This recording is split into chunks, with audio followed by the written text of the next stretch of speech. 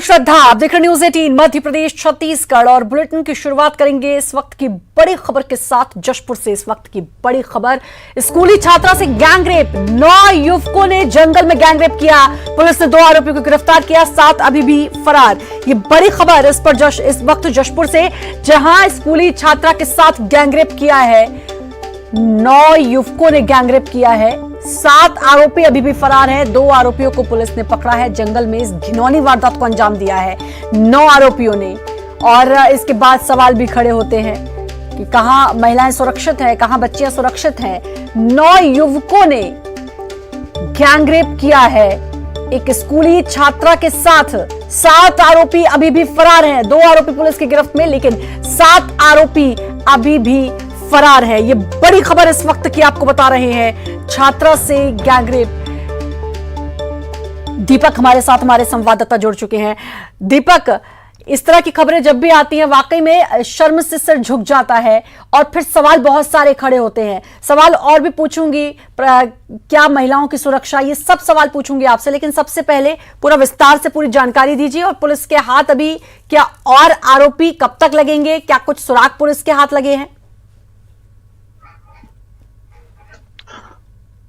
जी श्रद्धा, मैं आपको बताऊं कि इस घटना के बाद से कहीं ना कहीं जो है महिलाओं की सुरक्षा पर एक बार फिर से सवाल खड़े हो चुके हैं। और इस घटना के बारे में आपको बताऊं तो जशपुर के पत्थलगांव थाना क्षेत्र का ये मामला है। पत्थलगांव थाना क्षेत्र में पढ़ने वाली स्कूली छात्रा जो नाबालिग है, वो कल शाम अपने दोस्त के साथ अपने घर को वापस जा रही थी। इसी दौरान जो है वो पत्थलगांव थाना क्षेत्र के एक गांव के पास जंगल में पहुंची और जंगल के पास 9 युवकों ने इसका रास्ता रोका, इन दोनों का। और उसके बाद जो है पहले तो उसके जो युवती है उसके दोस्त के साथ उन्होंने मारपीट की और उसके बाद उसे भगा दिया। और फिर उन्होंने नाबालिग को जंगल में ले गया और उसके साथ बारी बारी से वहां पर अनाचार किया। और इस घटना के बाद जो है पीड़िता जंगल में ही रही और जो पीड़िता का जो दोस्त है वो अपने घर पहुंचा और अपने घर में, और जो पीड़िता है उसके घर में इस मामले की जानकारी दी। तब जो है पूरे परिवारजन जंगल में पहुंचे और वहां पर उन्होंने जो है इस जो नाबालिग बच्ची है उसको पाया। और उसके बाद परिवारजन मिलकर थाने पहुंचे और थाने में शिकायत करने के बाद पुलिस हरकत में आई। फिलहाल पुलिस ने कार्रवाई करते हुए इसमें 2 लोगों को गिरफ्तार किया है। बताया जा रहा है कि इसमें जो घटना में शामिल काफी लोग जो हैं वो नाबालिग बताए जा रहे हैं। 2 लोगों की जिनको अभी पुलिस ने पकड़ा है वो भी, उसमें से भी एक जो है वो नाबालिग बताया जा रहा है। तो कहीं ना कहीं इस घटना के बाद से जशपुर में महिलाओं की सुरक्षा पर सवाल खड़े हुए हैं। पुलिस अभी लगातार गांव में दबिश दे रही है। बाकी जो 7 आरोपी अभी जो बचे हुए हैं, पुलिस लगातार उनकी तलाश कर रही है। जी श्रद्धा,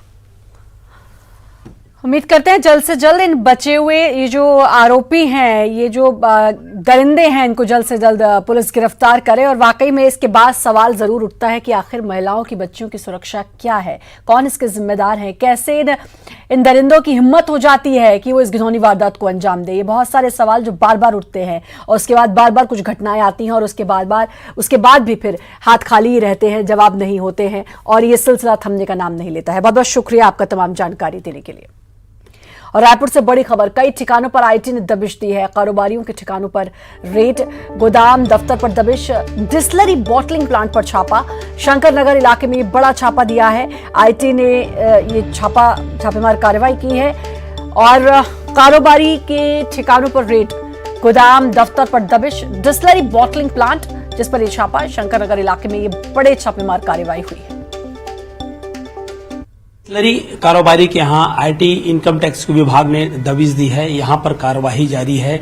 दिल्ली से टीम आई हुई है और नागपुर की टीम है। लगभग जो है 18 सदस्यीय टीम है और 3 अलग अलग ठिकानों पर लगातार ये दबिश जारी है। आप देख सकते हैं यहाँ पर पुलिस के जवान भी मौजूद हैं। अंदर आईटी विभाग की टीम लगातार कार्यवाही कर रही है। डिस्लरी बॉटलिंग प्लांट के कारोबारी हैं और अभी लगातार कार्यवाही जारी है। अब किस तरह की कार्यवाही है, आईटी कर चोरी का ये पूरा मामला है और जब अधिकारी जांच कर लौटेंगे, खंगालेंगे दस्तावेज, उसके बाद यहां पर पूरे जो है मामले का खुलासा होगा। कैमरा पर्सन इमरान कुरैशी के साथ युगल तिवारी, न्यूज 18 रायपुर। और युगल हमारे साथ, हमारे संवाददाता जुड़ चुके हैं। युगल, ये बड़ी छापेमार कार्रवाई बताई जा रही है, क्या कुछ जानकारी?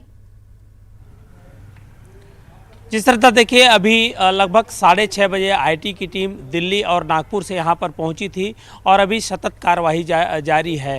ये जो डिस्टिलरी बॉटलिंग के कारोबारी के यहाँ दबिश दी गई है और शंकर नगर स्थित उनके मकान पर आवास पर जो है अभी लगातार कार्रवाई जारी है। उसके बाद एक टीम और है जो कुम्हारी में उनके जो प्लांट्स है वहाँ पर सतत जाँच कर रही है और पूरी तरह से तीसरी जो टीम है उस टीम जो है लगातार दस्तावेजों को खंगाल रही है और किस तरह से कर चोरी की गई है, क्या क्या इसमें जो लुप्स हैं वो निकाल रहे हैं। अभी पूरी टीम है, 18 सदस्यीय टीम है और दिल्ली से और नागपुर से जो टीम आई हुई है उसके अलावा स्थानीय आईटी विभाग की टीम भर की मदद भी यहाँ पर ली जा रही है और 6-3 की सुरक्षा व्यवस्था के साथ जो है अनेक ठिकानों पर यहाँ पर दबिश दी जा रही है। चूँकि डिस्टिलरी के कारोबारी हैं तो पिछले समय के जो शराब के कारोबार में किस तरह से जो कर की चोरी की गई थी या फिर अभी कर की चोरी की जा रही है, तमाम दस्तावेजों को खंगाला जा रहा है। बड़े व्यापारी हैं तो इसलिए जो कार्रवाई चल रही है उसमें अभी विलम्ब लगेगा, लेकिन अभी भी जो घर पर जो आईटी विभाग जी तो लगातार दबिश दी जा रही, जैसा कि युगल भी बता रही थी। युगल, बहुत बहुत शुक्रिया आपका तमाम जानकारी देने के लिए। राजधानी रायपुर में फिर से चाकूबाजी हुई है। बूढ़ापारा इलाके में चाकूबाजी, एक युवक ने दूसरे युवक को चाकू मारा। इंस्टाग्राम में आपत्तिजनक टिप्पणी से नाराज था घायल यश जाधव का इलाज चल रहा है। आरोपी अजय गवली फरार। कोतवाली पुलिस अब मामले की जांच में जुटी है। तो सोशल मीडिया पर आजकल लाइक और कमेंट ये बहुत आम बात है, लेकिन ये बड़ी चौंकाने वाली बात है कि कोई कमेंट से इतना नाराज कि चाकूबाजी कर दी और चाकू मार दिया। और आरोपी अजय गवली फिलहाल फरार है। यश जाधव इसमें घायल हुआ, उसका इलाज जारी है। तो एक बार फिर से रायपुर में चाकूबाजी, ये पहली घटना नहीं है चाकूबाजी की, लगातार घटनाएं चाकूबाजी की आ रही हैं। दिन दहाड़े कहीं भी चाकूबाजी हो जाती है। इसके बाद फिर पुलिस की कार्यशैली पर सवाल उठते हैं, ये कब तक चाकूबाजी रहेगी, ये एक बहुत बड़ा सवाल है। पिछले लंबे समय से अगर हम देखें, तकरीबन 3-4 महीने से लगातार चाकूबाजी की घटनाएं सामने आ रही हैं, ये वारदातें सामने आ रही हैं। ये बहुत आम हो गया है राजधानी रायपुर में चाकूबाजी करना। और देवव्रत हमारे साथ, हमारे संवाददाता जुड़ चुके हैं। देवव्रत, सबसे पहले तो सबसे बड़ा सवाल ये कि एक और घटना चाकूबाजी की, कब तक ये चलता रहेगा? पुलिस क्यों नहीं कंट्रोल कर पा रही है? जी, हैरानी की बात यही है कि कई दफे दावे के बावजूद ये घटनाओं पर बिल्कुल भी अंकुश नहीं लग रहा है। बीते 4 महीने के भीतर 52 चाकूबाजी की घटनाएं हो चुकी हैं, 25 लोगों की मौत हो चुकी है, 27 लोग गंभीर रूप से घायल हुए। उसके बाद भी लगातार ये वारदातें एक के बाद एक होती जा रही है। कल एक घटना हुई थी जिसमें एक आरोपी ने चाकू मार करके फरार हो गया था। आज भी एक घटना की जानकारी फिलहाल मिल रही है जिसमें एक बीजेपी नेता को चाकूबाजी हुई है, चाकू मार करके एक युवक फरार हो गया है। यहाँ पर पुलिस के पास कई सारे चैलेंजेस हैं क्योंकि चाकूबाज अभी इतने हाईटेक हो गए हैं कि जो चाकू के ऑर्डर्स हैं वो ऑनलाइन कर रहे हैं और ऑनलाइन उनको सप्लाई हो जा रही है। तो ऐसे हथियार अभी लोग गली मोहल्लों में लेकर के घूम रहे हैं और लगातार बड़ी वारदातों को अंजाम दे रहे हैं। रायपुर पुलिस द्वारा अपराध पर अंकुश लगाने की बात लगातार कही जा रही है, अपराधियों पर अंकुश लगाने के दावे किए जा रहे हैं, लेकिन उन दावों की हकीकत और ये दावे हम तब से सुनते हुए आ रहे हैं देवव्रत। जब एक व्यापारी पर चाकू से हमला हुआ था दिन दहाड़े बाजार में, ये तब से दावे सुनते हुए आ रहे हैं कि ये गलत है और इस पर पुलिस को एक्शन लेना चाहिए, इस पर कुछ होना चाहिए, इस पर एक्शन लिया जाएगा, इन घटनाओं में कमी आनी चाहिए। लेकिन जैसा कि आपने बताया, 25 लोगों की मौत, 27 से ज्यादा लोग गंभीर रूप से घायल, और ये आंकड़े अब बढ़ते हुए ही नजर आ रहे हैं। हर 3-4 दिन में एक ऐसी खबर पढ़ने को मिल जाती है। एक और चीज इस चाकूबाजी में कि आप सोचिए तो कितने बेखौफ हैं अपराधी, दूसरा कि कितना आसान है कि एक कमेंट से आप ऑफेंड इतना हो गए कि आपने जाके शख्स को चाकू मार दिया।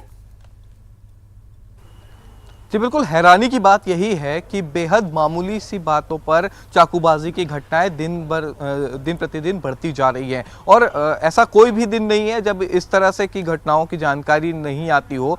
हर दूसरे दिन एक चाकूबाजी की घटना राजधानी रायपुर में पता चल रही है और ये वाकई चिंताजनक स्थिति है कि जब राजधानी रायपुर में इस तरह की स्थिति हो जहां पर अपराधियों के हौसले बुलंद हो और इंस्टाग्राम और फेसबुक जैसे सोशल साइट्स में केवल कमेंट पर ही अगर चाकूबाजी जैसी घटनाएं हो जाती हो, जूस पीने को लेकर के विवाद होता हो और महज 30 रुपए के लिए किसी को चाकू मार दिया जाता हो, तब हैरानी की बात यहाँ पर यह भी है यहाँ पर आखिर अपराधियों के हौसले क्यों इतने बुलंद हो रहे हैं, क्या वजह है कि इस तरह से लगातार क्यों कैसे इतने बुलंद अपराधियों के हौसले हैं और कितना आसान है कि छोटी सी बात पर आप चाकू मार दे, सामने वाले को घायल कर दें या सामने वाले की मौत हो जाए।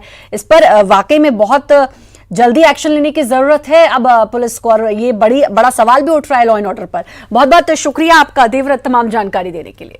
और बड़ी खबर रायपुर से, कोरोना काल में मैनपाट महोत्सव की भव्य तैयारी 12 से 14 फरवरी तक मैनपाट महोत्सव, कई कलाकारों को इसमें आमंत्रित किया गया है। मैनपाट महोत्सव पर खाद्य मंत्री अमरजीत भगत का बयान, कोरोना काल में हो रही हैं बड़ी बड़ी सभाएं, अब कोरोना का संक्रमण खत्म हो चुका है, वैक्सीन आने के बाद अब लोगों का डर खत्म हुआ। कोरोना काल में बिहार में चुनाव हुए, किसानों का आंदोलन भी चल रहा है, इसलिए अब ये भी अमरजीत भगत ने ये भी कहा है कि ये अब वैक्सीन आने के बाद से लोगों में डर खत्म हो गया, कोरोना संक्रमण खत्म हो गया है, बड़ी बड़ी सभाएं हो रही हैं, तो अब मैनपाट महोत्सव भी हो सकता है। कई कलाकारों को भी न्योता दिया गया है। मैनपाट, बाकी इतने बड़े बड़े सभा, आपके पास बिहार चुनाव का आम सभा, किसानों का आंदोलन, पश्चिम बंगाल की रैली, केवल कंडीशन उचित नहीं है। जब बाकी जगह आम सभा, बाकी जगह इतना रैली, तो केवल हमारे ऊपर कंडीशन क्यों कि अब सामान्य हो गया, लोगों के मन से डर निकल गया। अब जब से इसका वैक्सीन आ गया है, लोग बहुत नॉर्मल हो गए। अवधेश हमारे साथ, हमारे संवाददाता जुड़ चुके हैं। अवधेश, क्या वाकई में ऐसा है, लोगों का डर खत्म, कोरोना संक्रमण चला गया, और जब पूरे देश में सब कुछ हो रहा है तो फिर भाई छत्तीसगढ़ में भी हो सकता है? बिल्कुल, देखिए मौजूदा जो स्थिति है उसे देख के कहीं से श्रद्धा ऐसा लगता नहीं है कि लोगों के मन से कोरोना का भय समाप्त हो गया हो। और रोज जो आंकड़े आ रहे हैं उसे भी देख के लगता है कि कहीं से भी कोरोना समाप्त हुआ नहीं है।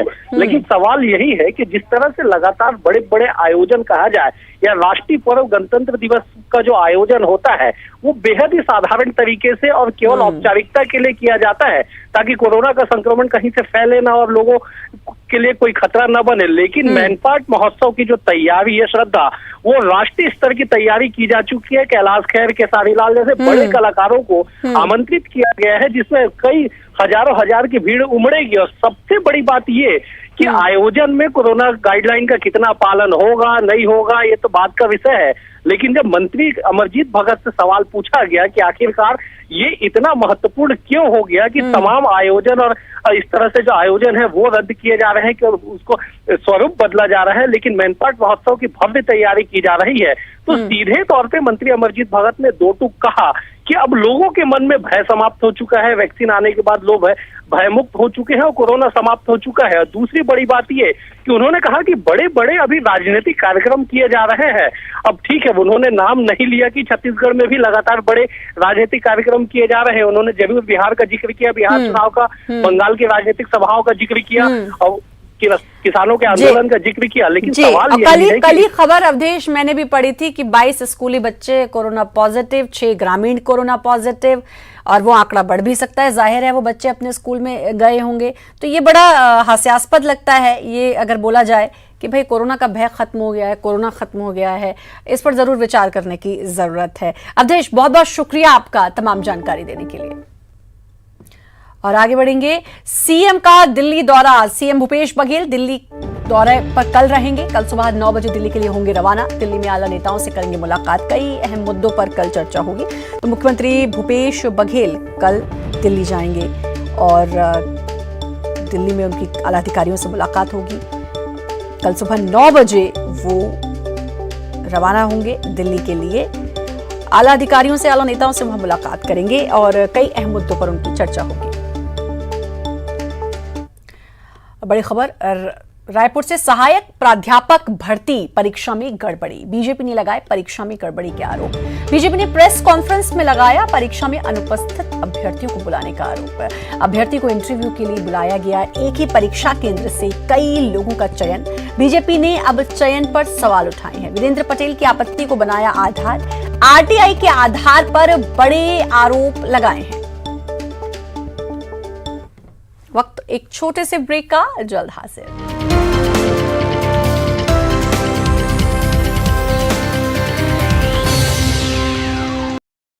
न्यूज 18 पहुंचाएगा आपका एड। न्यूज 18 की टीम दमदार बनाएगी आपका एड शानदार। जल्दी कीजिए, कहीं छूट ना जाए ये सुनहरा मौका। हमें मेल करके उठा लीजिए बड़ा फायदा। ये स्पेशल ऑफर है अगले 15 दिनों तक। साथ ही मिलेगा हमारी वेबसाइट पर प्रमोशन। आज ही मेल करें sales@nw18.com पर।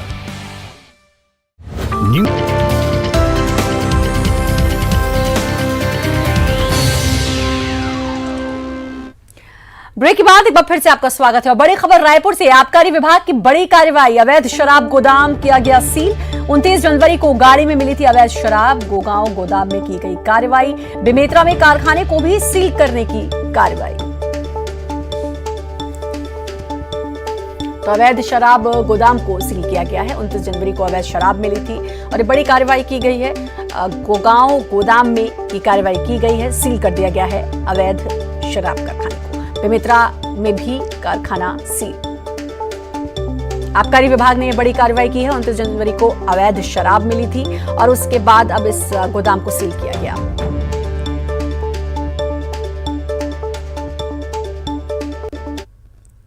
और बड़ी खबर कोंडागांव से, कार और बस में जोरदार टक्कर, हादसे में 2 लोगों की मौत, एक घायल। हादसे में महिला समेत 2 लोगों की मौत। सुकमा के रहने वाले थे कार सवार। तो बड़ी खबर इस वक्त की आपको बता दें, कार और बस में जोरदार टक्कर, हादसे में 2 लोगों की मौत हुई। हादसे में महिला समेत 2 लोगों की मौत। सुकमा के रहने वाले थे कार सवार।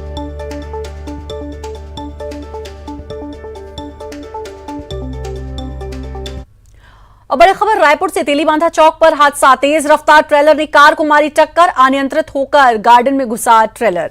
तो बड़ी खबर इस वक्त की रायपुर से, जहां तेज रफ्तार ट्रेलर ने कार को टक्कर मारी है और अनियंत्रित होकर गार्डन में घुसा ट्रेलर।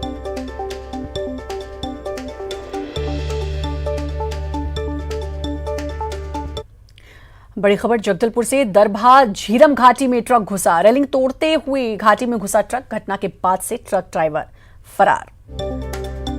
तो दरभा झीरम घाटी में ट्रक घुसा, रेलिंग तोड़ते हुए घाटी में घुसा ट्रक। घटना के बाद से ट्रक ड्राइवर फरार।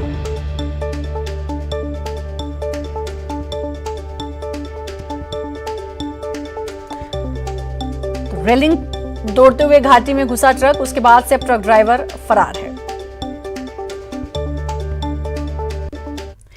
धमतरी में सरकारी नौकरी दिलाने के नाम पर ठगी करने का मामला सामने आया है। सिटी कोतवाली में एक युवक के खिलाफ मामला दर्ज कर लिया गया।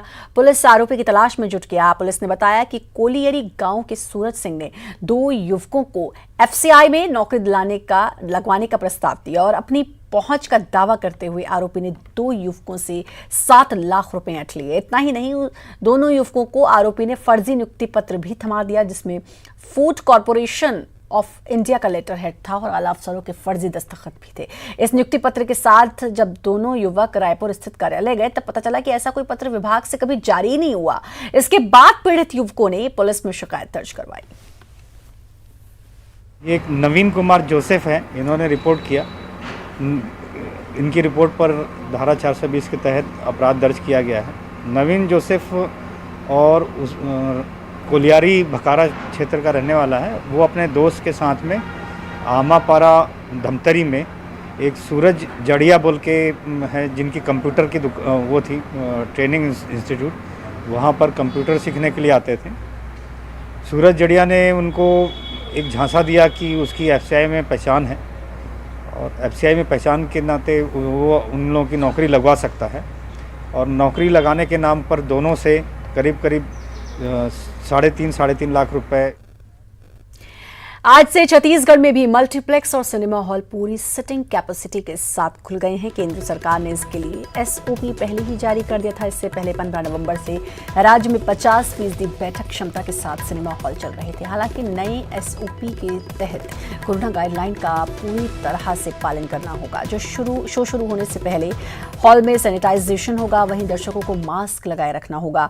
मल्टीप्लेक्स और सिनेमा हॉल संचालकों को भीड़ प्रबंधन की सुरक्षित व्यवस्था करनी होगी। इसके लिए शो शुरू होने और इंटरवल और खत्म होने के समय में इस तरह का बदलाव करना होगा कि उसके साथ दूसरे शो के दर्शक ना इकट्ठा हो जाएं। शो शुरू होने से पहले और खत्म होने के बाद दर्शकों को सुरक्षित ढंग से लाइन में बाहर निकालना होगा। कॉमन एरिया में 6 फीट की दूरी का निशान बनाना होगा। मल्टीप्लेक्स और सिनेमा हॉल में प्रवेश करने और बाहर निकलने वाले दरवाजों पर थर्मल स्कैनिंग की व्यवस्था होगी। वहीं दरवाजों पर हैंड सैनिटाइजर रखना होगा।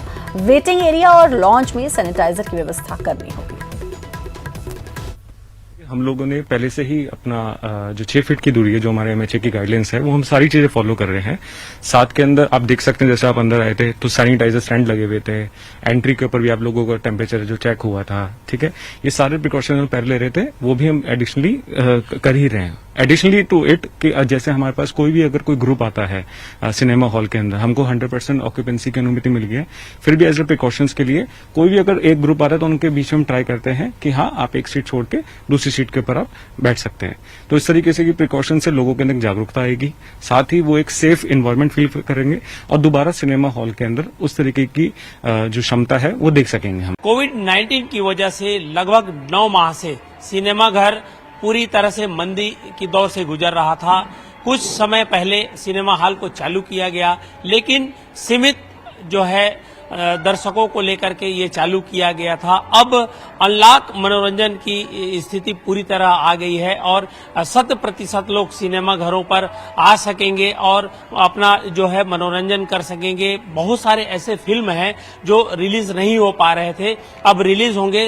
जो सिनेमा के जो प्रेमी हैं, शौकीन हैं, वो इसका लुत्फ उठा सकेंगे। अगर हम सिनेमा हॉल की बात करें तो यहाँ पर यूएलबी मशीन लगाया गया है, जिसे पूरी तरह से सैनिटाइज करने का काम किया गया है। आप ये देख सकते हैं, ये एंट्री पॉइंट्स है और यहाँ पर 2 गज की दूरी का बिल्कुल ख्याल रखा गया है। और सबसे बड़ी बात यही है कि जब यहाँ पर कोई भी सिनेमा के जो शौकीन है लोग आएंगे मनोरंजन के लिए, तो उनके लिए टिकट काउंटर तो व्यवस्था है ही, साथ ही साथ वो जो है डिजिटल टिकट भी कर सकेंगे और बिल्कुल मास्क लगाकर आना अनिवार्य होगा। साथ ही साथ सैनिटाइजर भी उनको यहाँ पर उपलब्ध कराया जाएगा। कुल मिलाकर अनलॉक मनोरंजन की पूरी तरह से तैयारी है और जो सिनेमा के शौकीन हैं उनके लिए बड़ी खबर है और ये खुशी वाली बात भी है। कैमरा पर्सन इमरान कुरैशी के साथ युगल तिवारी, न्यूज 18 राय।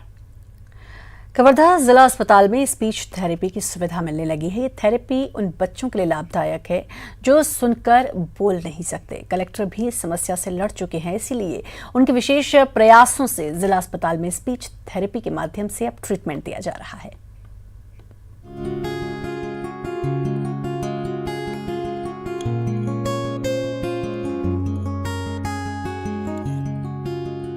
बचपन में तुतलाना, हकलाना बच्चों के बालपन की निशानी मानी जाती है, लेकिन वही बच्चे जब बड़े होते हैं तब भी वो वैसी ही भाषा बोलते हैं तो उन्हें असहजता का सामना करना पड़ता है। इन्हीं सब समस्याओं के समाधान के लिए जिला अस्पताल में स्पीच थेरेपी की शुरुआत की गई, जहां अब तक 27 बच्चे स्पीच थेरेपी के लिए आए हुए हैं, जिनमें से 9 से 10 बच्चे तो पूरी तरह से ठीक होकर गए हैं। 2019 की चौथे महीने से ही स्पीच थेरेपी का स्टार्ट हो चुका है। स्पीच थेरेपी अभी तक तो 27 बच्चे आ चुके हैं। उसमें हेयरिंग इम्पेयर्ड बच्चे हैं, उसमें ऑटिस्टिक बच्चे जो है, जो अति चंचल बच्चे रहते हैं वो भी, और जो स्टटरिंग क्लटरिंग, जो हकलाने तुतलाने से प्रॉब्लम, स्पीच में जो भी प्रॉब्लम आते हैं वो बच्चे हमारे पास अभी आए हुए हैं। तुतलाने हकलाने वाले बच्चे जब बड़े पद पर पहुंच जाते हैं, जब उन्हें लोगों का सामना करना होता है, तब काफी परेशानी होती है। ऐसी की समस्या से जिले के कलेक्टर रमेश कुमार शर्मा खुद सामना कर चुके हैं, इसलिए उन्होंने विशेष पहल कर जिला अस्पताल में स्पीच थेरेपी की शुरुआत कराई।